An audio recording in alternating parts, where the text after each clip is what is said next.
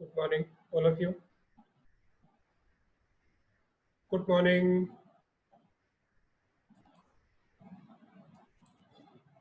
आज के इस लेसन के अंदर हम चैप्टर 1 जो है सूरदास जी उनके द्वारा सूर सागर के भ्रमर गीत से लिए गए पदों का अध्ययन करेंगे। सबसे पहले हम देख रहे हैं कविता, यानी हमारे पाठ्यक्रम में दिए गए भ्रमर गीत के 4 पद हैं, उनका सार। इस पाठ में सूर सागर के भ्रमर गीत के 4 पद लिए गए हैं। इन पदों में श्री कृष्ण के मथुरा चले जाने के बाद गोपियों की विरह व्यथा व्यक्त हुई है। भ्रमर का नाम लेकर के गोपियों ने श्री कृष्ण के सखा और संदेश वाहक उद्धव पे व्यंग्य बाण छोड़े हैं। प्रथम पद में गोपियों ने कहा है कि यदि उद्धव ने कभी किसी से प्रेम किया होता तो गोपियों के विरह को के कष्ट को अवश्य समझ पाते। दूसरे पद में गोपियों का श्री कृष्ण के प्रति अटूट प्रेम उनके इन शब्दों में व्यक्त हुआ है कि उनके मन की इच्छाएं तो उनके मन में रह गई हैं। और तीसरे पद में गोपियों ने उद्धव की योग साधना को कड़वी ककड़ी बताकर अस्वीकृत कर दिया है।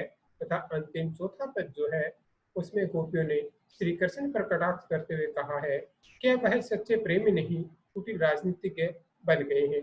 अर्थात ये इस पद के अंदर उस समय का वर्णन किया गया है कि जब भगवान श्री कृष्ण ब्रज को छोड़ करके मथुरा चले जाते हैं और उनके मथुरा चले जाने पर जाते समय वो गोपिकाओं को जल्दी ही वापस लौट करके आने का वचन दे करके जाते हैं, लेकिन काफी समय निकल जाता है और वो लौट करके नहीं आते। इधर गोपिकाएं और ब्रजवासी इनसे बड़े परेशान रहते हैं। तो काफी समय के पश्चात भगवान श्री कृष्ण ने क्या किया, अपने अभिन्न मित्र उद्धव को योग का संदेश दे करके भेजा। और उद्धव एक ज्ञानी था, विद्वान था, और वो योग का संदेशा लेकर के जब ब्रज आता है तो गोपिकाओं के पास आता है, तो गोपिकाएं उद्धव को जो कुछ कह रही हैं, यानी उस समय उस सीधा ने कह करके उसमें एक भ्रमर उड़ रहा था, भंवरा उड़ रहा था, और उस भंवरे को माध्यम बना करके गोपिकाएं उद्धव को जो कुछ उलाहना दे रही हैं वही भ्रमर गीत के नाम से पहचाना जाता है। अर्थात गोपिकाओं के द्वारा भ्रमर के माध्यम से उद्धव को कही गई खरी खोटी जो बातें हैं वो भ्रमर गीत के नाम से पहचानी जाती हैं। यहाँ भ्रमर गीत के 4 पद लिए गए हैं। पहला पद जो है वो इस प्रकार से है, उद्धव तुम हो अति बड़ भागी, अपरस रहत स्नेह तगाते, नाहिन मन अनुरागी, पुर इन पात रहत जल भीतर, तारस देह न दागी, जो जल माह तेल की गागरी, बूंद ने ताको लागी, प्रीति नदी में पाव न बोर्यो, दृष्टि न रूप परागी, सूरदास अगला हम भोरी, गुर चाटी जो पागी। अर्थात शब्दार्थ इसमें उद्धव यानी उद्धव को कहा गया है जो भगवान श्री कृष्ण के अभिन्न मित्र थे। अति बड़ भागी यानी बड़े भाग्यशाली। अपरस से अपरस मतलब होता है मुक्त, अलिप्त, जिसको छुआ न गया हो। सने प्रेम, तगा धागा, नाहिन नहीं, अनुरागी यानी प्रेमी या प्रेम में मग्न या प्रेम में लीन।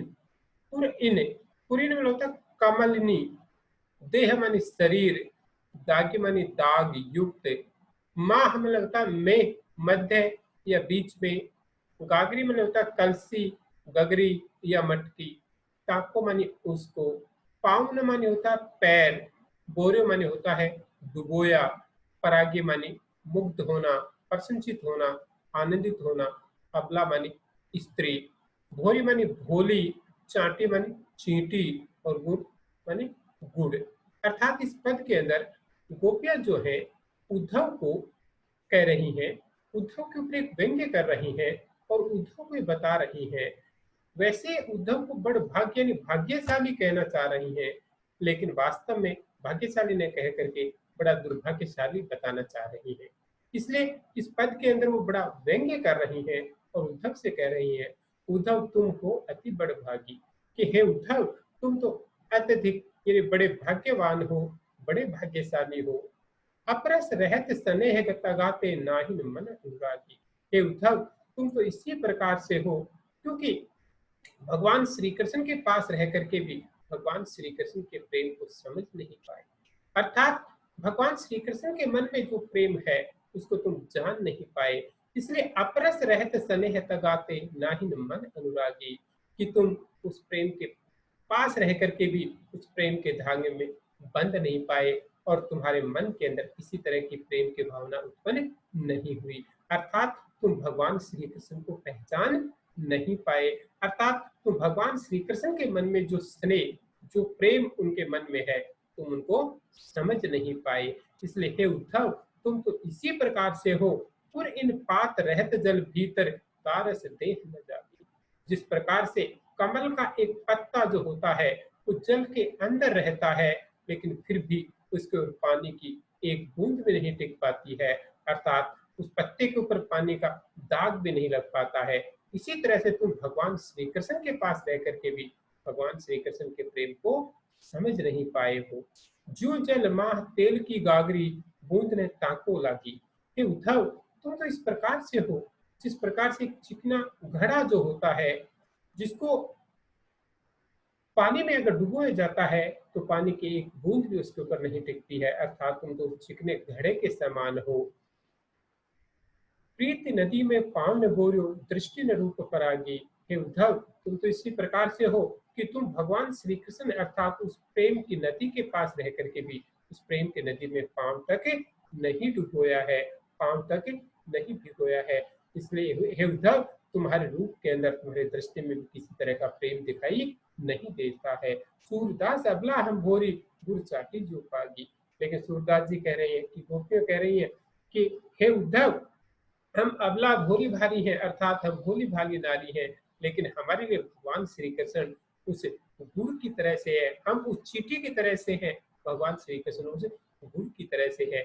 जिस प्रकार से एक चींटी को गुड़ की डली अर्थात गुड़ का टुकड़ा अगर मिल जाता है तो उसको छोड़ करके वो कहीं नहीं जाती है, इसी प्रकार से हम भगवान श्री कृष्ण को छोड़ करके कहीं नहीं जाने वाली है।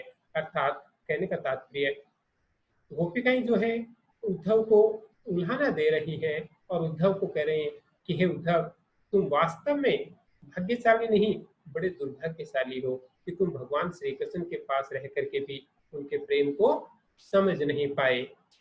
इसका नीचे भावार्थ जो दे रखा है उसमें लिखा है कि गोपियां उद्धव पर व्यंग्य करती हुई कहती हैं कि हे उद्धव आप सचमुच बड़े भाग्यशाली हैं, आप प्रेम की डोर से मुक्त रहे हो, कभी प्रेम बंधन में नहीं पड़े, आपके मन में प्रेम का अनुभव ही नहीं आया। जैसे कमलिनी के पत्ते जल के भीतर रहते हुए भी उसे नहीं भीगते, उसी प्रकार आप भी संसार में रहते हुए प्रेम के तरल स्पर्श से वंचित रहे, अर्थात भगवान श्री कृष्ण के पास रह करके भी उनके प्रेम को पहचान नहीं पाए। जैसे तेल से लिपी हुई गागरी जल के भीतर रहते हुए भी उसकी एक बूंद भी अपने ऊपर नहीं ठहरने देती, उसी प्रकार प्रेम जगत में रहते हुए भी आप उसका बूंद भर भी आस्वाद नहीं पा सके। प्रेम रूपी नदी में स्नान करना तो दूर, आपने तो उसमें पैर तक नहीं डुबोया। आपकी दृष्टि कभी किसी के रूप पर मुक्त नहीं हुई।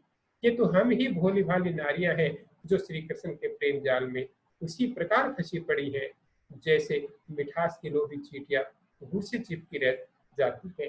गोपियों ने वस्तुतः उद्धव को व्यंग्य के आड़ में अभागा सिद्ध किया है जो प्रेम रूपी अमृत के स्वाद से वंचित है।